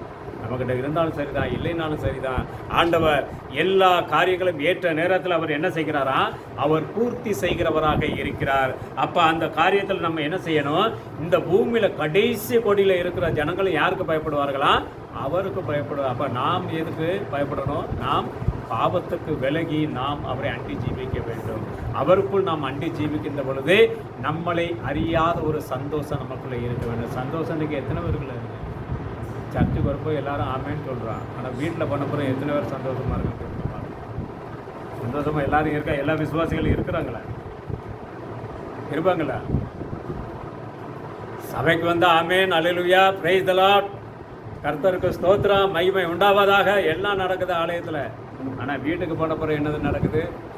எல்லாம் அதுக்கு அகேன்ஸ்டாக தான் ஒரு சில காரியம் நடக்கும். பிள்ளைகள் நீங்கள் சொல்கிறத கேட்காது. ஆமாம், நீங்கள் சண்டே ஆனால் நீங்கள் சர்ச்சு போவீங்க, நீங்கள் அங்கே பாஸ்ட் போதிக்கிறார், ஆனால் நம்ம பிள்ளைகள் எங்கே இருக்கும்? பாதி உலக காரியங்கள் இருக்கும். ஆனால் தேவனுடைய பிள்ளைகள் என்றைக்குமே எந்த இடத்துல இருந்தாலும் சரிதான், யாருக்கு பயப்படணும்? அவருடைய வார்த்தைக்கு பயப்படணும். ஊழியக்காரனுக்கு பயந்தாலும் பயப்படினாலும் யாருடைய வார்த்தைக்கு பயப்படணும்? ஆண்டவருடைய வார்த்தைக்கு பயப்படணும். ஏனென்றால் இந்த வார்த்தை ஒருபோது என்ன செய்யாது, அழியாத. மனிதர்கள் அழிந்து விடுவார்கள், பூமி எரிந்து நாசமாகி போய்விடும், ஆனாலும் இந்த வார்த்தை எப்பொழுதுமே அது ஜீவிக்கிறதாக இருக்கிறது. ஏனென்றால் ஆண்டவர் சொன்னார், இதோ நான் மரித்தேன், சதா காலங்களில் நான் என்ன செய்கிறேன், நான் ஜீவிக்கிறேன், உயிரோடு இருக்கிறேன். அப்போ உயிரோடு இருக்கிறேன்னா இந்த வார்த்தை எப்பொழுதும் நம்மளோடு பேசிக்கொண்டு இருக்கும். அப்போ கடையாந்திரங்களில் இருக்கிற ஜனங்களும் யாருக்கு பயப்படுகிறார்கள்? வார்த்தைக்கு பயப்படுகிறார்கள். அதை காட்டிலும் நம்மளுடைய பிள்ளைகள், நம்மளுடைய குடும்பத்தில் என்னது இருக்கணும்? வார்த்தை இருக்குமே, ஆனால் நம்மளுடைய குடும்பத்தில் என்னது இருக்கும்? சந்தோஷம் நிறைஞ்சிருக்குங்க. சந்தோஷம் இல்லைன்னா ஆண்டவர் என்னதில்லை, இன்னும் சரியாக நீங்கள் அவரை கண்டுகொள்ளவில்லை என்று அர்த்தம். நீங்கள் 10 ரூபா வீட்டுக்கு கொண்டு போனாலும் சரி, அந்த 10 ரூபாயில் உங்களுக்கு ஒரு சந்தோஷம் இருக்குங்க. ஊப்பிக்காரங்களை பற்றி எத்தனை பேருக்கு தெரியும்? ஊபி மாநிலக்காரங்க இருக்காங்க, நம்ம தமிழ்நாட்டில் இப்போ நிறைய பேர் இருக்காங்க. எனக்கு இன்னமும் அவங்கள பார்த்தோன்னா நான் ரொம்ப விசித்திரமாக யோசிப்பேன். நம்ம பல ஆயிரங்கள் லட்சங்களை நம்ம சம்பாதிக்கிறான், ஆனால் நம்மக்கிட்ட இல்லாத காரியத்தை அவன் 6000 7000 எடுத்து சந்தோஷமாக மனைவி பிள்ளைகளோட இருப்பான். கரெக்டாக ஊருக்கு என்ன செய்வான், 6 மாதத்துக்கு ஒருக்க வருஷத்துக்கு ஒருக்க என்ன செய்வான், ஊருக்கு போயிடுவான். நீங்கள் இதை பார்த்துருக்கீங்களா? இங்கேயும் எல்லா வேலைகளும் ஊப்பிக்காரங்க தான் செய்கிறாங்க. ஊபி, ஜார்க்கண்டு, மத்திய பிரதேசம், நம்ம தமிழ்நாட்டில் எங்கள் ஊர்லேயே தேவைப்பட்டில் நிறைய பேர் வேலை செய்கிறாங்க. நான் அவங்களெல்லாம் பார்த்துட்டு எனக்கு ரொம்ப சந்தோஷமாக இருக்கும். நமக்கிட்ட இல்லாத ஒரு சந்தோஷம் இந்த ஜனங்கள்ட்ட எப்படி இருக்கிறது? அப்போ இந்த ஜனங்களுக்கும் ஏதோ ஒரு விசுவாசம் ஆண்டவர் கொடுத்திருக்காங்க. அதற்காண்டி அவர்களுக்குள்ள விசுவாசம் இல்லை என்று சொல்லவில்லை, நம்மளை காட்டிலும் அவர்களுக்குள்ள ஒரு சந்தோஷத்தை ஆண்டவர் வைத்திருக்கிறார். நல்லோர் மேலும் தீயோர் மேலும் என்ன செய்கிறார்? அவர் மழையை பெய்ய பண்ணுகிற அந்த ஆண்டவர் தான் அவர்களுக்குள்ள அந்த சந்தோஷத்தை வைத்திருக்கிறார். இனி நம்மளை போடுறதான எத்தனையோ கிறிஸ்தவ ஜனங்களுக்கு நிம்மதி கிடையாது. ஆலயத்துக்கு வருகிறார்கள், ஆமேன் அல்லேலூயா என்று ஆர்ப்பரிக்கிறார்கள், ஆனால் வீட்டில் போனவுடன் அங்கே என்ன, நமக்கு ஒரு ஊழியக்காரன் தருமல்ல, இங்கே சண்டே ஆயாச்சுன்னா என்னது, சர்ச்சுக்கு வருவாங்க, ஆமேன் அல்லேலூயா சொல்லுவாங்க, ஆனால் வீட்டுக்கு போனோன்னு என்ன நடக்குமா, குஸ்தி நடக்கும் அப்படிம்பாரு, சண்டை நடக்கும். நம்ம அப்படி கிடையாது. ஏன், நாம் எந்த இடத்துல இருந்தாலும் சரிதான், நம்மளோட யார் இருக்கிறது, நம்மளுடைய ஆண்டவர் இருக்கிறார், அந்த பயம் நமக்கு இருக்கணும். அப்போ பூமியின் கடையாந்திரங்களில் இருக்கிற ஜனங்கள் யாவரும் அவருக்கு பயப்படுவார்கள் என்றால் அதை காட்டிலும் நாம் அவருக்கு பயந்து நடுங்குகிற ஜனங்களாக இருக்க வேண்டும், வார்த்தைக்கு நடுங்குகிற ஜனங்களாக இருக்க வேண்டும். ஏனென்றால் வேதத்தின்படி நாம் பார்க்கின்ற பொழுது ஒரு தகப்பன் எப்படியோ அப்படித்தான் அவனுடைய பிள்ளைகளையும் என்ன செய்யுமா இருக்கும். இன்னைக்கு ஒரு வியாதி வந்துட்டு அப்படின்னு சொன்னால் உடனே டாக்டரை போனோன்னு என்னத்தை பரிசோதிக்கிறாங்க, ரத்தத்தை பரிசோதிக்கிறார்கள். ஒரு மனிதன் மரித்து விட்டான் என்று வைத்துக் கொள்ளுவோம், பெரிய ஒரு நபர் மரித்து விட்டார் என்று வைத்துக் கொள்ளுவோம், அவர்களுடைய எலும்புகளையும் ரத்தத்தை அவர்கள் எடுத்து ஏன் பரிசோதிக்கிறார்கள்? இது எந்த வம்சத்தை சேர்ந்தது, இதனுடைய DNA எப்படியெல்லாம் இருக்கிறது, கடந்த காலத்தில் எப்படியெல்லாம் இருந்தது என்று என்ன செய்கிறார்கள்? ரத்தத்தில் பரிசோதித்துக் கொள்கிறார்கள். ஆனால் இன்னைக்கு உங்களையும் என்னையும் பாவத்தில் இருந்த ஜனங்களை நம்மளை அவருடைய ரத்தத்தினால் அவர் கழுவி எடுத்து அவருடைய பிள்ளையாக அவர் மாற்றி வைத்திருப்பாரே. ஆனால் இன்றைக்கு நாம் அவருடைய வார்த்தையை சரியாக விசுவாசித்து நாம் அவருடைய மகிமைக்குள்ளே நாம் இருப்போமானால், நாம் ஆழத்தில் இருந்தாவது உன்னதத்தில் இருந்தாவது அவரிடத்தில் ஒரு அடையாளத்தை நாம் வேண்டிக் கொள்கிற ஜனங்களாக இருப்போமானால் அவர் நமக்கு தூதர்களை கொடுத்திருப்பார். அவர் இந்த பூமியிலே ஜனங்கள் கெட்டு போயிருப்பார்கள், ஆனால் நாம் பரிசுத்த ஜீவியத்திலே ஜீவித்துக் கொண்டிருப்போம். அவருடைய ரத்தத்தினாலே இருக்கிறது நிமித்தமாக அவருடைய சுவாபங்கள் நமக்குள்ளே இருக்கணும். அப்போ நமக்குள்ள சுவாபம் இருக்குமே ஆனால் நம்மளுடைய பிள்ளைகளுக்குள்ள என்ன இருக்கும்? நிச்சயமாக கிறிஸ்துவனுடைய குணாதிசயங்கள் இருக்கும். அப்போ சண்டே தகப்பன் சபைக்கு போகிறான் என்று சொன்னால் பிள்ளைகளை எங்கே வருவார்கள்? ஆலயத்திற்கு வருவார்கள். அவர்கள் சினிமா தேட்டருக்கு போக மாட்டார்கள், அவர்கள் உலக காரியத்திற்கு போக மாட்டார்கள். ஏன்? என்னுடைய தாய், என்னுடைய தகப்பன் ஆலயத்துக்கு போகின்ற பொழுது தேவனை துதிப்பதற்காக நானும் எங்கே போக வேண்டும்? அவரை துதிக்க வேண்டும், அவரை ஆராதிக்க வேண்டும். ஏன்? இந்த பூமியிலே கடைசி மூலையில் இருக்கிறவனும் யாருக்கு பயப்படுகிறான் என்று வேதம் சொல்கிறது? அவருக்கு பயப்படு. அப்போ அவருக்கு பயப்படுகின்ற பொழுது நமக்குள்ளே அந்த பயம் இல்லை என்று சொன்னால் நம்மளுடைய பிள்ளைகளிடத்தில் எப்படி இருக்க முடியும்? எப்படி நம்மளுடைய வீட்டில் சந்தோஷம் இருக்க முடியும்? எப்பொழுதாவது நாம் அந்த காரியத்தை கவனிக்கிறோமா? நிறைய பேரை நான் பார்த்துருக்கேன். திட்டும் பொழுது பிள்ளைகளை எப்படி சொல்லுவாங்க தெரியுமா? சின்ன பிள்ளைகளாக இருக்கும். பாம்பைகளை நான் நிறைய பார்ப்பேன். போய் இந்த கடையில் ஏதாவது வாங்கிட்டு வாடா அப்படிம்பாங்க. போக மாட்டாங்க பிள்ளைங்க. ஏய் நாயை போயிட்டு வா. அப்போ பிள்ளைய போய் நாயன்னு சொன்னால் அப்போ நம்ம யார்? சொல்லுகிற ஜனங்கள் பாருங்கள், கிறிஸ்தவ ஜனங்கள். நான் நிறைய பேர் அப்படி பார்த்துருக்கேன். பிள்ளையில நாயே பேன்னு சொன்னால் பின்ன பிள்ளைய வளர்ந்து வந்தோன்னே எப்படி சொல்லும் தாய் தகப்பன? ஏய் சும்மா கடா, உனக்கு வயசாயிட்டு. என்னது வயசாயிட்டு? இப்படி தான் நம்ம பிள்ளைகளுக்கு சொல்லணும். ஆனால் நாம் தேவனுக்கு பயப்படுகிற ஜனங்களாக இருப்போமானால் நிச்சயமாக நம்மளுடைய பிள்ளைகளும் எப்படியாக இருக்கும்? நம்மளுடைய ஆண்டவருக்கு பயப்படுகிற பிள்ளைகளாக இருக்கும். நம்மளுடைய ஆண்டவருக்கு பயப்படுகின்ற பொழுது இந்த பூமியில் நமக்கு எந்த ஒரு காரியத்திலும் ஆண்டவர் என்ன செய்ய மாட்டார்? குறைவே வைக்க மாட்டார். ஏன் குறை வைக்க மாட்டார்? உங்களுக்குள்ள என்னது இருக்கிறது? அவருடைய வார்த்தையின் பரிபூரண விசுவாசம் இருக்கிறபடினாலே நீங்கள் எப்பேற்பட்ட சூழ்நிலையில் இருந்தாலும் சரிதான், அவர் உங்களை எடுத்து எங்கே நிறுத்துவார்? கண்மலையின் மேல் நிறுத்துவார். நம்மளுடைய ஆண்டவர் யாரு? கிறிஸ்து கண்மலையாக இருக்கிறார். அப்போ அவர் கண்மலையாக இருப்பாரே, ஆனால் அவர் மேல் உங்களை நிறுத்திவிட்டால் அதற்கு மேலே என்ன வேணும் இந்த உலகத்தில்? சாதாரணமாக இந்த விசுவாசத்துக்குள்ள நான் சபைக்குள்ள போன பிறகும் கிட்டத்தட்ட ஒரு 20 வருஷம் கழித்து எனக்கு ஒன் பை ஒன்னா ஆண்டவர் செஞ்சார். என்னுடைய கல்யாணம் கூட யார் பண்ணி வச்சே தெரியுமில்ல? டேனியல் பாஸ்டர் தான். அவருடைய இப்போ இருக்கக்கூடிய வீட்டில் வச்சு தான் என்கேஜ்மெண்ட். ஏன்னா என் மனைவி வந்து யார்? அவருக்கு வீட்டில் கிட்டத்தட்ட 10 வருஷத்துக்கு மேலே பாஸ்டால் வளர்க்கப்பட்டு எனக்கு கல்யாணம் பண்ணி கொடுத்தவளை தான் நான் கல்யாணம் பண்ணியிருக்கேன். ஏனென்றால் நான் எந்த ஊர் என்று இன்னும் தெரியாது. பாஸ்ட் வீட்டில் தெரியாது. மதுரகாரன் தான் நினைச்சுக்கிருக்காங்க. எனக்கு 2 பிள்ளைகள் இருக்குது. ஆண்டவர் நல்ல நிலைமையில் வைத்திருக்கிறார், எல்லா காரியங்களையும் கொடுத்திருக்கிறார். இன்னைக்கு நான் அவருடைய மகிமை, அவருடைய காரியங்களை இப்பொழுது நாம் ருசித்திருப்பதினாலே அது எப்பேற்பட்ட காரியமாக இருந்தாலும் சரிதான், அது முடியாத காரியத்தை நம்மளுடைய ஆண்டவரிடத்திலே நாம் கேட்கின்ற பொழுது அந்த காரியத்தை அவர் என்ன செய்வார்? செய்து கொடுப்பார். நம்மளுடைய விசுவாசம் இப்படியாக இருக்க வேண்டும். அது ஆழத்தில் இருக்கட்டும், அது உன்னதத்தில் இருக்கட்டும், என்னுடைய ஆண்டவர் எனக்கு கொடுப்பார். இப்போ உங்கள் பிள்ளை சின்ன பிள்ளை இருக்குன்னு வைங்க, நீங்கள் தூக்கிட்டு போகிறீங்க புதுக்கோட்டை பஸ் ஸ்டாண்டில் போகும்போது ஏதோ பிள்ளைக்கு பிடிச்ச பொருள் கேட்டுன்னா நீங்கள் கேட்டோன்னா வாங்கி கொடுப்பீங்களா இல்லையா? அதுக்கு கொஞ்சம் நேரம் சொல்லி பார்ப்பியா? புள்ள ரொம்ப அழுதுச்சுன்னு வைங்க. சில ஒரு பிள்ளைகள் ரொம்ப சேட்டை பண்ணி எது வரைக்கும் அது வாங்கி கொடுக்கலையா, அதுக்கு இது தெரியாது. எங்கள் அப்பா அம்மா என்ன கஷ்டப்படுறாங்க, அவங்கள்ட்ட எவ்வளோ பணம் இருக்குது, அதெல்லாம் அதுக்கு தேவையில்லை. அதுக்கு வேண்டியது என்ன? அது கண்ணில் பார்த்துச்சு அந்த பொருள் அதுக்கு வேண்டும். அப்போ கேட்ட உடனே பாப்பாங்க சொல்லி கடைசியில் இவன் இந்த பிள்ளை சொன்னால் கேட்கவே கிடக்காது, சரி இதை வாங்கி கொடுங்க முதல்ல அப்படின்னா வாங்கி அதை கொடுத்தோடனே அந்த பிள்ளை என்ன செஞ்சிடான்? சம்மந்தமே இல்லாமல் அழுதுகிட்டு இருந்த பிள்ளை வாங்கி கொடுத்தோன்னா அப்படியே சைலண்ட் ஆகிடும், சிரிச்சுக்கிட்டு இருந்தாலும் சாப்பிட்டுக்கிறோம். இதே மாதிரி தான் நம்மளுடைய ஆண்டவரும். அவருக்கு விசுவாசத்தோடு யாரெல்லாம் அவருடைய சமூகத்தில் அவரை ஆராதிக்கிறார்களோ, அவருடைய வார்த்தை கேட்கிறார்களோ, அவர்கள் கேட்கிற அந்த காரியங்கள் அந்த பிள்ளைக்கு தகுதி இல்லாமல் இருந்தாலும் சரிதான், அந்த தகுதியான நிலைமைக்கு அவர் என்ன செய்கிறார்? அவர் கொண்டு போகிற எத்தனையோ குடும்பங்களை நான் பார்த்துருக்கேன் நம்மளுடைய சபையில். எத்தனையோ பேர் அப்படி ஒன்றுமே சாப்பிட வழி இல்லாமல்லாம் இருந்த ஜனங்கள் உண்டு பாம்பேக்கில் நம்ம சபையில். ஆனால் இன்னைக்கு அவர்கள்லாம் வருகின்ற பொழுது 4 வீலரில் வருவாங்க, வண்டியில் காரில் வருவாங்க சபைக்கு.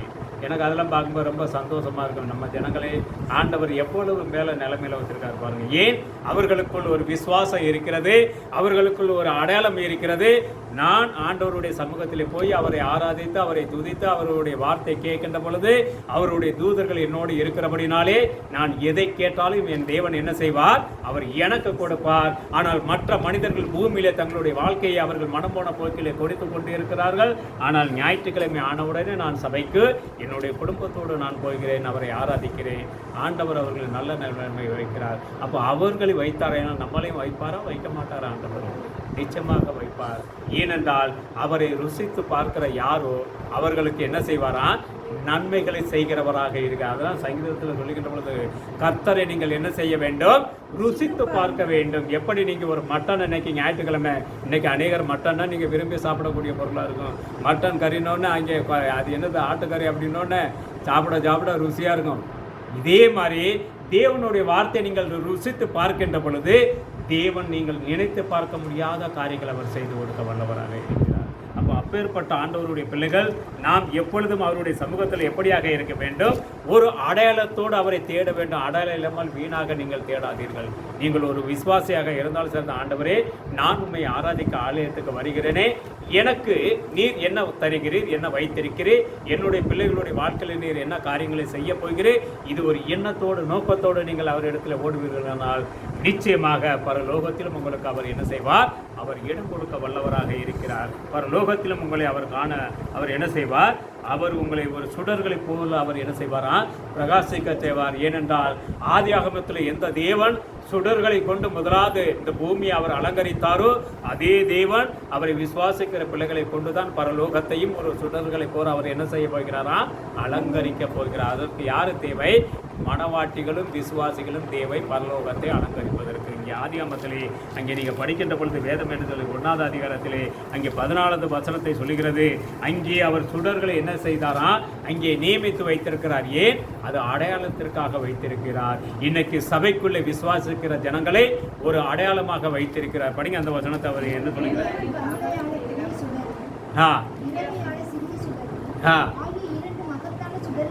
ரெண்டு மகத்தான சுடர்களை, ஏன் பகலுக்கு ஒரு சுடரும் அடையாளமும் இரவுக்கு ஒரு அடையாளத்தை வைத்திருக்கிறார்.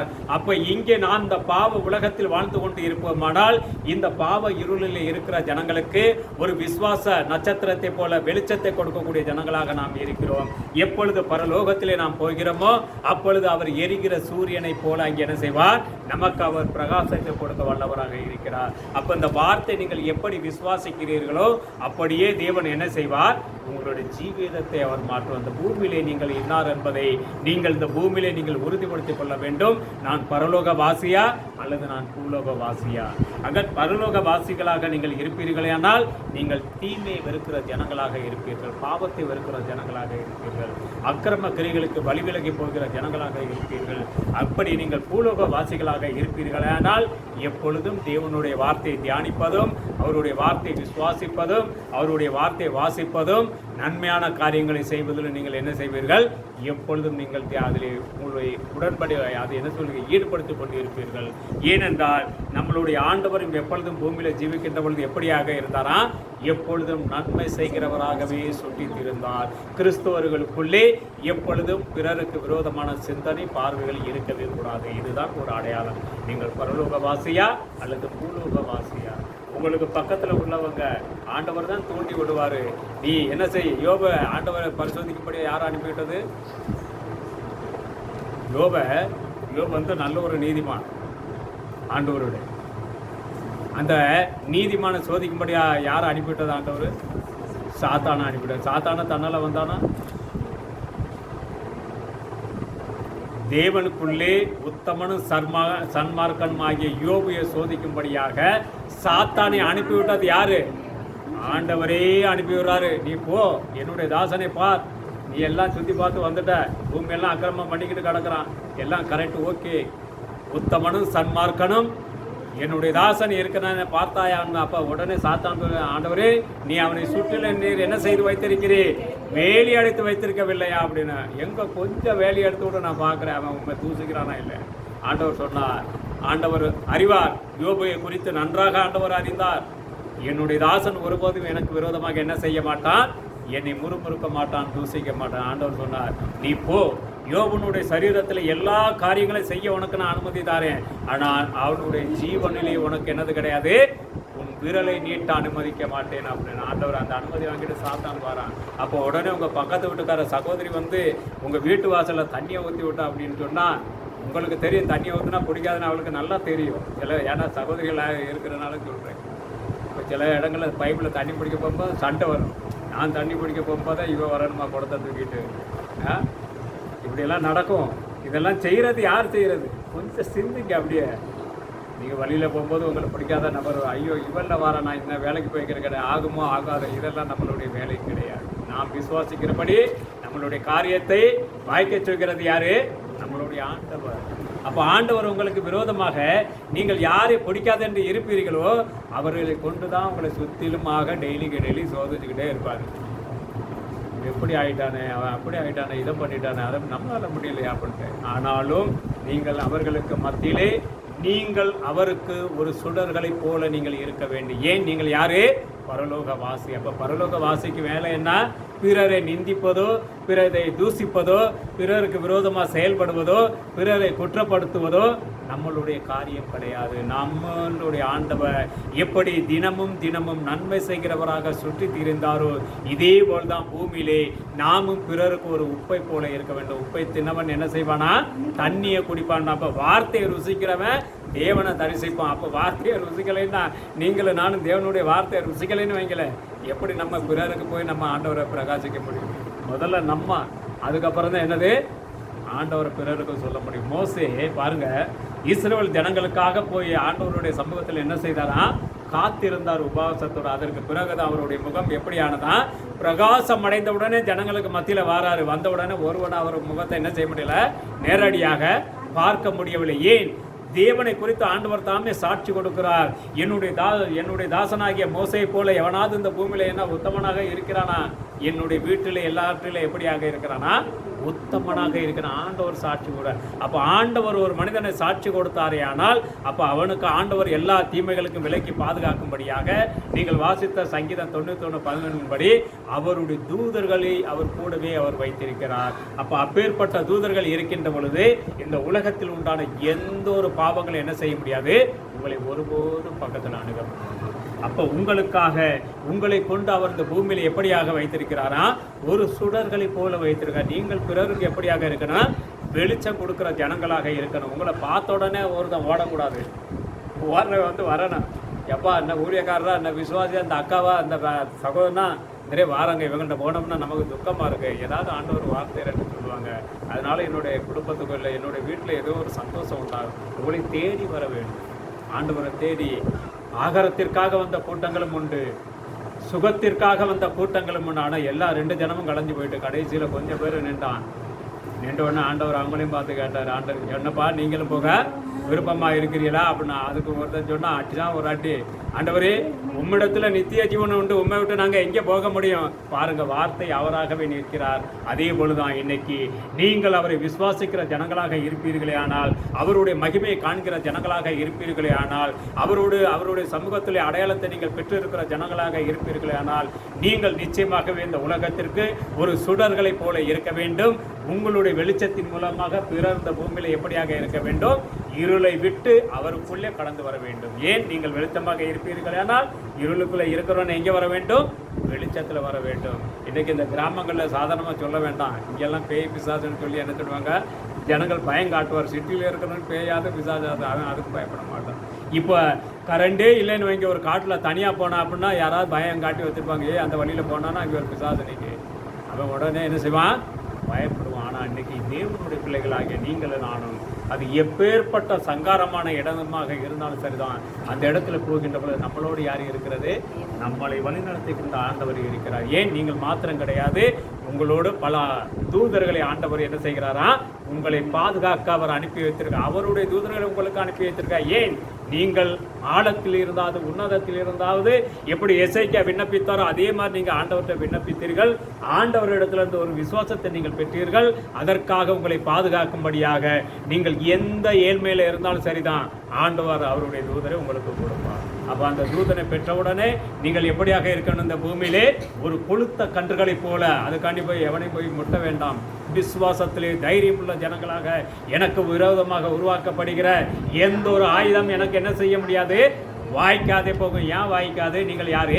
ஆவிக்குரிய இஸ்ரவேலர், மாம்ச பிரகாரமான இஸ்ரவேல் ஜனங்கள் எல்லோரும் மறித்து விட்டார்கள். ஆனால் இதற்கு பிறகு ஆண்டவர் பார்த்தார், நான் 2வது ஆதாமாக இந்த புறஜாதிகளுக்கு என்னை தானே நான் என்ன செய்கிறேன்? பலியாக சிலுவையில் நான் ஒப்பு கொடுத்து என்னுடைய பரிசுத்தமான இரத்தத்தினால் அவர்களை சிந்தி நான் கழுவி அவர்களை என்னுடைய ஜனங்களாக நான் என்ன செய்வேன்? எனக்கு நான் ஏற்படுத்துவேன். அந்த ஜனங்களுக்குள்ளே ஒரு அடையாளத்தோடு நான் செயல்படுவேன். ஏனென்றால் அந்த ஜனங்கள் எப்படியாக வேண்டினார்கள், அது ஆழத்தில் இருந்தாலும் சரிதான், உன்னதத்தில் இருந்தாலும் சரிதான், அந்த அடையாளத்தை அவர்கள் வேண்டினபடினாலே நிச்சயமாக அவர்களை நான் ஒரு சுடர்களை போல நான் என்ன செய்வேன், மாற்றுவேன் என்று ஆண்டவர். அப்போ ஆண்டவர் நம்ம கூட இருப்ப நமக்கு என்ன பயன்? இன்றைக்கும் என்னுடைய வாழ்க்கையில் நான் இன்னும் நிறைய காரியங்கள் கடந்து போக வேண்டியது. இப்போ வந்ததே நான் என்ன சொல்ல போனால், நீங்கள் ஹைவே ரோட்லேருந்து என்ன சொல்கிற சர்வீஸ் ரோடு போகிற மாதிரி இருக்கான். இப்போ லைட்டாக சர்வீஸ் ரோடு தான் டச் பண்ணியிருக்கு. ஏன்னா எனக்கு தமிழ் அவ்வளோதான் பேச இது கொஞ்சம் இதாகுது. ஏன்னா ஹிந்திலேருந்து நான் படப்படன்னு இருப்பேன். அப்போ அநேக காரியங்கள் ஆண்டவர் வைத்திருக்கிறார். நம்ம ஆண்டவர் நாம் எப்படி விசுவாசிக்கிறோமோ அப்படியே அவர் என்ன செய்வார், கிரியை செய்கிற ஆண்டவராக அவர் இருக்கிறார். அப்பொழுது நீங்கள் அவரிடத்தில் என்ன செய்ய வேண்டும், எப்பொழுதுமே ஒரு அடையாள வாழ்க்கையாக இருக்க வேண்டும். நீங்கள் ஒரு அடையாள வாழ்க்கையாக இருப்பீர்கள். ஆனால் உங்களோட பிள்ளைகளும் நீங்கள் எப்படியாக இருக்கும், இந்த சபையும் ஒரு அடையாளத்தை பெற்ற சபையாக இருக்க வேண்டும். என்ன அடையாளம்?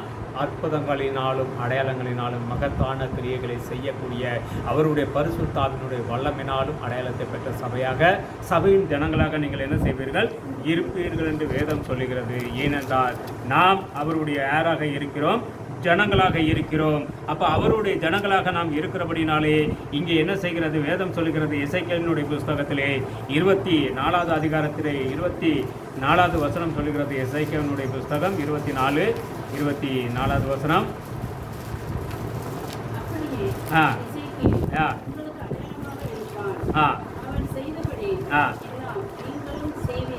நீங்களும் என்ன செய்ய வேண்டுமா, செய்ய வேண்டும்.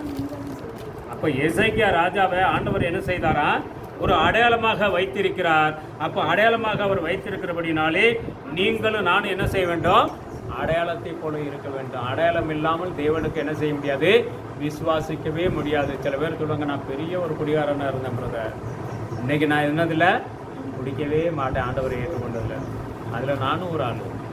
ஏனென்றால் 14 வயசில் பாம்பே போன பிறகும் கிட்டத்தட்ட ஒரு 9 மாதம் நினைக்கிறேன், 9 மாதம் முடிஞ்ச பிறகும் நான் பழைய அது என்ன சொல்கிறது பிளாட்ஃபார்மில் நான் வேலை செஞ்சாலும் இன்றைக்கி நான் பிஸ்னஸ் பண்ணுறேன் சொந்தமாக. பாக்கி இந்த ஊழியமெல்லாம் நான் என்னால் முடிஞ்சது அப்படியே ஆண்டவர் பண்ணிக்கிட்டு போய்க்கிறேன். அப்போ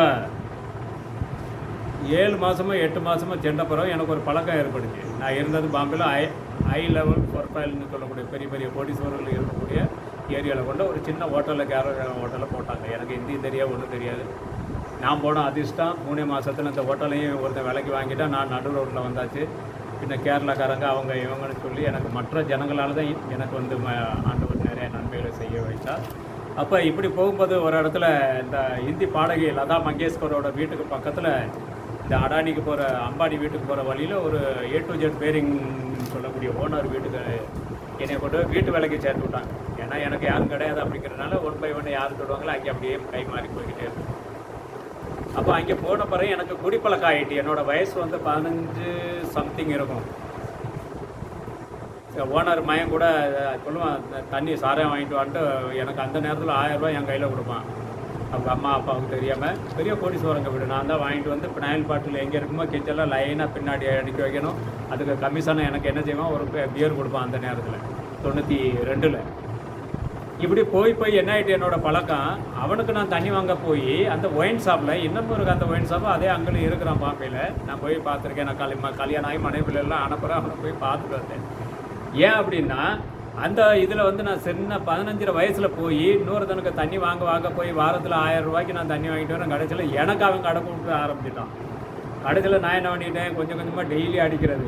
அடுத்து கடைசியில் என்ன ஆகிட்டு அந்த ஏரியாவில் உள்ள டிரைவரு வீட்டில் வேலை செய்கிறவங்க எல்லாருக்கும் பைசா இல்லைன்னா எனக்கிட்ட வந்து என்ன செய்வாங்க, தம்பி ஒரு குவார்ட்ரு வாங்கி கூட அப்படிம்பாங்க. அந்த நேரத்தில் வந்து நான் குடித்த தண்ணியெல்லாம் 17 ரூபா 19 ரூபாய்க்கு உள்ளது. அப்போ நான் என்ன செய்வேன், ஒரு குவார்ட்டரில் 5 ரூபா கமிஷன் வாங்குவேன். அப்போவுமே நான் தொழில் பண்ண ஆரம்பிச்சிட்டேன். இங்கே நான் வேலை செஞ்சுக்கிறப்பேன். என் பேரை சொன்னால் அங்கே போய் என்ன செய்வாங்க, தம்பி சொன்னால் ஒரு குவார்ட்ரு வாங்கிட்ட சொல்லி என்ன குவார்ட்ரு வேணும்னா அவன் கடைக்காரன் எழுதிட்டு கொடுத்துருவான். அப்போ 92 நான் வந்து 14,000 ரூபா 13,000 ரூபா நான் அக்கௌண்ட்ஸ் நிரப்பேன் சாரையா கடைக்கு ஒயின் ஷாப்பில். இப்படி போய் பாட்டில் என்ன செஞ்சுட்டேன், பாக்கெட்லலாம் வச்சுக்கிட்டு லீவ் ஆகி போகும்போது குடிக்க ஆரம்பித்தாது. போய் ஒரு 20 வயசில் பெரிய பக்கா ஒரு குடியாரனா மாறி தண்ணி இல்லாமல் இருக்க முடியாது. எங்கே போனாலும் சரி மிக்ஸ் பண்ணி வச்சுருப்பேன். கடைன்னு எங்கன்னா நின்று குடிக்கிறேன், அந்தளவு போகிறது அப்படி இருக்கும். இப்படி போய் கடைசியில் நான் என்னைக்கு ஆண்டவர்களை வந்தனோ அன்னைக்கு அந்த அடையாளத்தை எடுத்து போட்டார். என்ன அடையாளத்தை? பாவத்தின் அடையாளத்தை என்னிலிருந்து எடுத்து போட்டார். அதற்கு பிறகு ஒரு விசுவாச அடையாளத்தை ஆண்டவர் கொடுத்தார். ஏன் நான் உங்களுக்கு இதை சொல்கிறேன்னா, நீங்கள் யார் ஆண்டவர்னு நீங்கள் முதல்ல என்ன செய்யணும், கரெக்டாக நீங்கள் அதை கண்டுகொள்ளணும். ஒரு அடையாளத்தை நீங்கள் ஆண்டவர்கிட்ட கேட்கணும். அந்த அடையாளத்தோடு நீங்கள் என்ன செய்யணும், பின்பற்றினோம். அந்த காரியம் அன்னையிலேருந்து 2000 இது வரைக்கும் என்னுடைய வாழ்க்கையில் நான் இது வரைக்கும் எத்தனையோ பேர் பெரிய பெரிய கோடீஸ்வரர்கிட்ட நான் போகிற வேலைக்கு எல்லோரும் போன உடனே சொல்லுவாங்க, என் பேரை கேட்டால் மோசஸ் கிறிஸ்டின் உடனே சாரையும் கொடுப்பாங்க. கோவாலேலாம் போயிடுச்சுன்னா முதல்ல என்ன கிடைக்கும்னு தெரியுங்களா? ஒயின் தான் கிடைக்கும். ஒயின் இல்லாட்டி இந்த அது என்னமோ சொல்லுவாங்க இங்கே பினி அப்படிம்பானுங்க. குடிக்க அவங்களாம் என்னென்னா மத்தியானம் மாதம் முடிச்சோன்னா குடிக்கணும் குடும்பத்தோட. குடிச்சிட்டு தான் சாப்பாடு. வேலைக்காரன் போனாலும் அவனுக்கு அந்த மாதிரி தான் பண்ணுவானுங்க. நான் போனேன், நான் குடிக்க மாட்டேன் அப்படின்னா அவனுக்கு விசித்திரமாக இருக்காரு. இப்போ கிறிஸ்டின் தானே? ஆமாம் கிறிஸ்டின் தான். நீ என்ன குடிக்க மாட்டேங்க அப்படிமா? நான் குடிக்க மாட்டேன். ஏன்னா நீ குடிக்கிற கிறிஸ்தவன், நான் குடிக்காத கிறிஸ்தவன். இதுதான் வித்தியாசம். ஏன் ஆண்டவரே சொல்லியிருக்காருப்பா, நான் வர்ற வரைக்கும் இதை நான் எப்பா எதை குடிக்க சொன்னாரோ அதை குடி. திராட்சை ரசத்தை குடிக்க சொன்னார், நீ சாக்கத்தை குடிக்கிறேன். நான் குளிச்சு போனதை குடிக்க மாட்டேன். நான் ஃப்ரெஷ்ஷாக இருக்கிற குடிக்கிறவன். யாரு? நான் ஃப்ரெஷ்ஷாக இருக்கிறத குடிக்கிறேன். திராட்சை ரசம் நம்மளுடைய கரங்களினாலே பிழிந்து எடுக்கப்பட்ட ரசமாக இருக்குமே, ஆனால் அதை நாம் அவருடைய ரத்தத்தின் அடையாளமாக நாம் என்ன செய்கிறோம், பானம் பண்ணிக்கிறோம். ஆனால் அவர்களோட குளித்து போனதை குடித்து கொண்டு அவர்கள் மதுப்பிரியர்களாக தெரியும். பாருங்கள், ஏன் அப்படின்னா இதை பாவத்திலேருந்து உங்களை ஒரு நாள் ஆண்டவர் விடுதலை செஞ்சார்னா அதற்கு பிறகு ஒருபோதும் ஆண்டவர் இது பண்ண மாட்டார். இன்றைக்கி எனக்கு எத்தனை கோடி ரூபா கொடுத்தாலும் தெரியுதா, நான் ஒருபோதும் குடிக்க மாட்டேன். இன்றைக்கி நான் போகிற இடம்லாம் சாதாரண ஆட்கள் கிடையாது. ஏன்னா ஜானுக்கு தெரியும்னு நினைக்கிறேன். நான் பாம்பேக்கில் பெரிய பெரிய அரசியல்வாதிகள், பெரிய பெரிய போலீஸ் செக்ஷனில் உள்ளவங்க, பாக்கி தேவையில்லாத அது என்ன சொல்கிறது 2ஆம் நம்பர் இந்த குண்டாக்கள் தான் கலைச்சிவானுங்க. அவங்க இந்த மாதிரி தான் எனக்கு மிஷின் வாங்குவாங்க. நான் போகிறேன், ஏன்னா என்னோடய வேலை அது. நான் போவேன், என்னோடய வேலை என்னப்போ அதை மட்டும் நான் செய்வேன். என் பாட்டு போய்கிட்டே இருப்பேன். நீ சாராயம் குடி, நீ அதை பண்ணு இதை பண்ண நான் என்ன செய்ய மாட்டேன், ஒருபோதும் செய்ய மாட்டேன். ஏனென்றால் எனக்கு ஒரு அடையாளம் போடப்பட்டு இருக்கிறது. அது என்ன அடையாளம்? விசுவாசத்தின் அடையாளம்.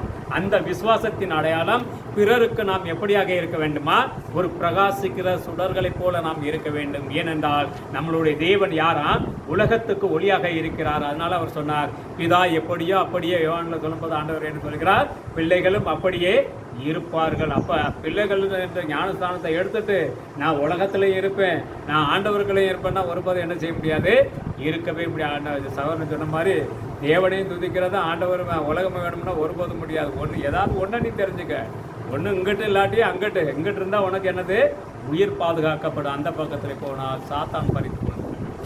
அப்போ எசேக்கியாவை போல நாம் ஒரு அடையாளத்தை என்ன செய்ய வேண்டும், அவரிடத்திலே கேட்டு அதை பெற்றுக்கொள்ள வேண்டும். அப்படி நாம் அவருக்குள் நிலைத்திருப்போமானால் நம்மளுடைய ஆண்டவர் என்ன செய்வாரா, நமக்கு அவர் அனுகூலம் செய்வார், நமக்கு அடைக்கலமாக இருப்பார். லூக்காவிலே 12ஆம் அதிகாரம் 49வது வசனம் சொல்லுகிற 12:49 நான் முடிச்சிட ஒரு வசனத்திலே.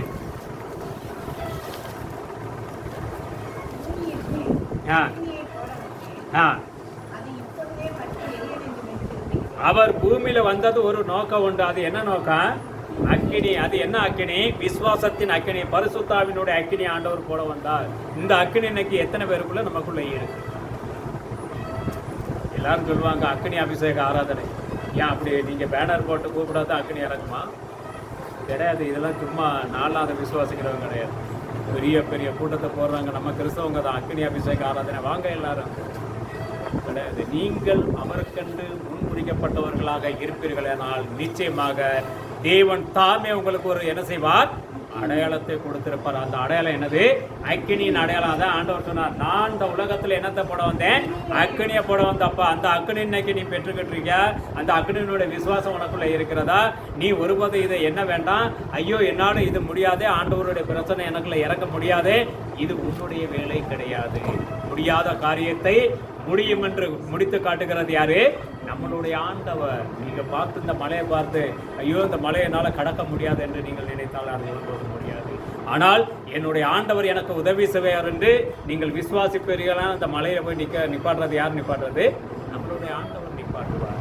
அப்ப நம்மளுடைய ஆண்டவர் ஏதோ பாவத்திலிருந்து வேறு இருப்பதற்காக அவர் வார்த்தையின் அக்கினியை போட வந்தார். அந்த வார்த்தையினுடைய அக்கினி அப்பொழுதே ஆண்டவர் சொல்கிறார், அது இப்பொழுது என்ன செய்ய வேண்டுமா, பற்றி எறிய வேண்டும். அப்பவே பற்றி எறியல.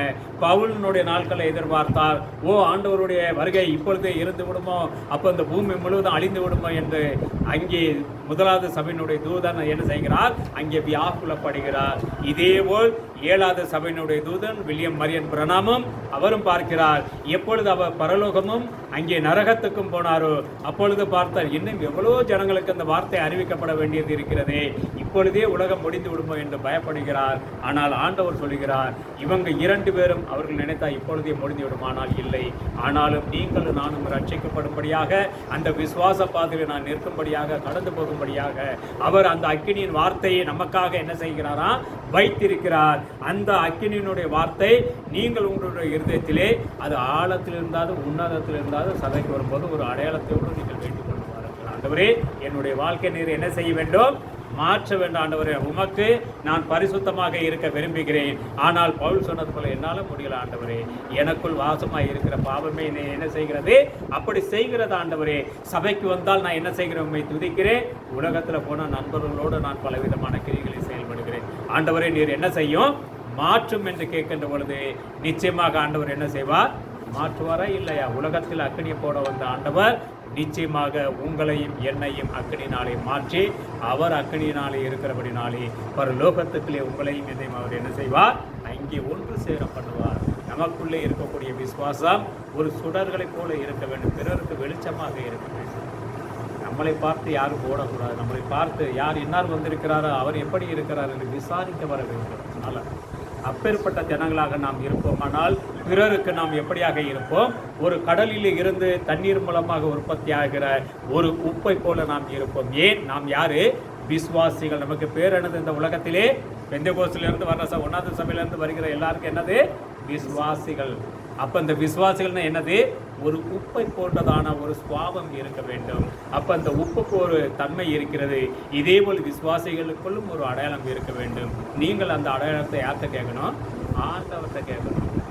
ஆண்டவர்கிட்ட கேட்டால் கொடுப்பாரோ இல்லை, யாருக்கும் கொடுக்க மாட்டோம்னா ஆண்டவர் ஒருபோதும் சொல்ல மாட்டார். உங்களுடைய தவறான காரியங்களை, பாவ காரியங்களை ஆண்டவர் அவர் ஒருபோது எண்ணுகிறது கிடையாது. ஏனென்றால் பாவ கடலிலே அனைவருடைய பாவத்தை அவர் என்ன செய்கிறாரா, அங்கே அழித்து விடுகிறார். அவர்களை அவர் தன்னுடைய குமாரத்திகளாக அவர் என்ன செய்கிறாரா, தன்னுடைய காயப்பட்ட 2 கரங்களினாலே அவர்களை ஏற்றிக் கொள்கிறார். என்னுடைய கரத்திலிருந்து யாரும் என்ன செய்ய முடியாத ஒன்றை ஒருபோதும் பறிக்க முடியாது. அப்போ பார்க்க தூதர்களையும் கொடுக்கிறார், அவர் பாதுகாக்கவும் செய்கிறார்.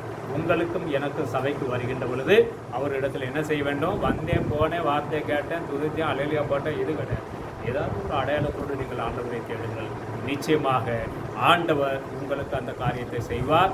உங்களுக்கும் என்ன செய்வார், மகிமையான காரியங்களை செய்து கொடுப்பார். உங்களுக்கும் ஒரு அடையாளத்தோடு அவருடைய ஆலயத்திலே பிறருக்கு சாட்சியாக அவர் நிப்பாட்டுவார். ஆலயத்தில் எதுக்கு வைத்திருக்கார் நம்மளை, பிறருக்கு சாட்சியாக. யாருக்கு சாட்சியாக, அவருக்கு சாட்சியாக நம்மை ஆலயத்திலே ஒரு சுடர்களை போல் அவர் வைத்திருப்பார். அப்போ ஆலயத்தில் அநேக சுடர்கள் இருந்தால் ஆலயத்துக்குள்ளே ஒருபோது என்னது இருக்காது, எந்த ஒரு குறைவும் இருக்காது, எந்த ஒரு இருளும் இருக்காது. எல்லாமே தேவனுக்கு பிரியமான மகிமையான காரியங்கள் இருக்கும். தேவனுக்குள்ளே ஆசீர்வதிப்பாராக.